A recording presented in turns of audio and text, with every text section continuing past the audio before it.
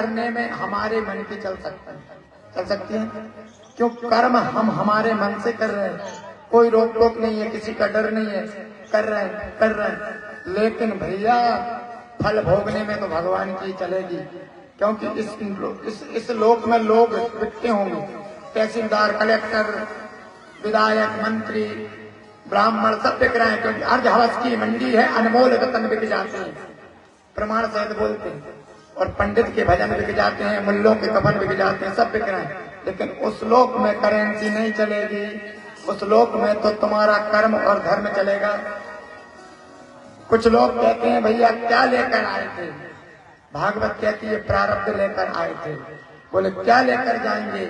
एक एव सुरत धर्म निर्णय प्यानुयातिया शरीरेण समम नासम सर्वमन्यश्च गच्छति।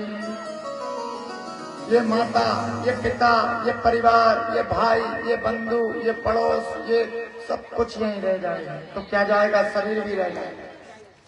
केवल हमारा धर्म, हमारा पुण्य, खाया पिया अंग लगेगा, दान किया संग चलेगा। प्रेम से बोलो राधे। राजा परीक्षित ने कहा कुछ पाप हमसे जाने अनजाने में हो जाते हैं। जैसे झाड़ू लगाते हैं, झाड़ू जब माता बहनें लगाती हैं या हमारे सेवा कर्मी लोग लगाते हैं तो जीभ, चींटी, मच्छर, कीड़ा मकोड़ा इत्यादि की आत्महत्या हो जाती है। अब वो मर जाते हैं तो उनके लिए क्या करना चाहिए?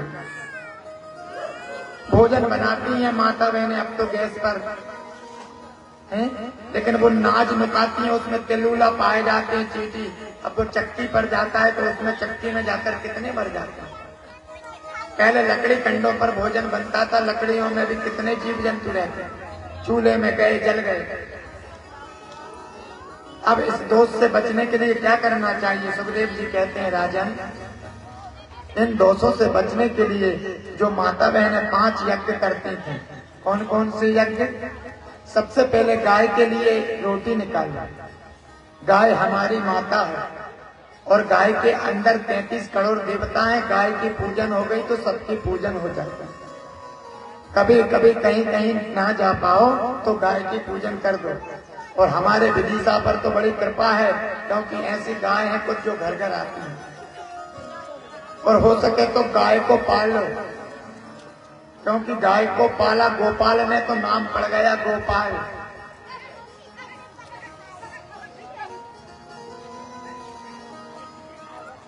दूसरी रोटी घर में जो छोटा भैया है उसके लिए निकालो।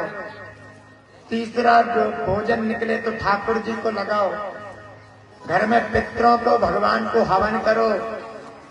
थोड़ा सा आटा चूर्ण ले लो, शक्कर मिला लो, गरम करके पीपल के चारों ओर डाल दो, चींटियों को भोजन मिले। और आखिरी की रोटी घर का द्वारपाल है कुत्ता, कुत्ते को दो। कल की कथा में बताया ना महाभारत में, कुत्ता पाले सो कुत्ता और कुत्ता मारे सो कुत्ता।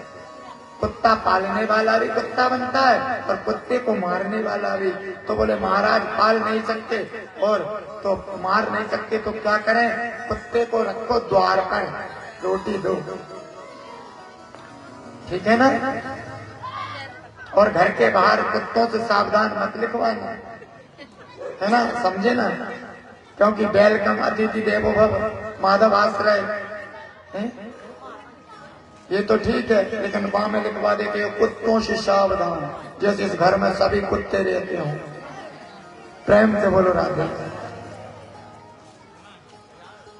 आचार्य सुखदेव जी बहुत सुंदर कथा कहते हैं और कहते हैं गऊ के लिए ग्रास तो निकालना ही चाहिए। सबसे सर्वोत्तम तो राजन श्री कृष्ण कीर्तन है। जब माता बहनें घर में आटा गूंथा करें तो भगवान नाम का कीर्तन राधे राधे बोला जाए। सब्जी बनाया करें तो राधे राधे बोला करें। क्यों?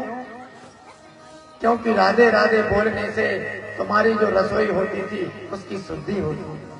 अब लेकिन रसोई घर तो बचा नहीं, किचन हो गया।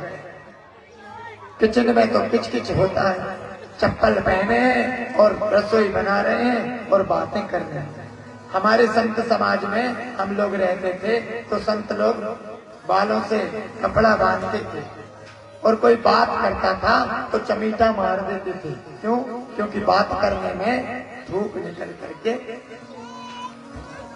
इसलिए बात नहीं करते। और भगवान ने कहा है मथुरा, मथुरा का मतलब जानते हो? मथुरा का थू हटा दो सो बचा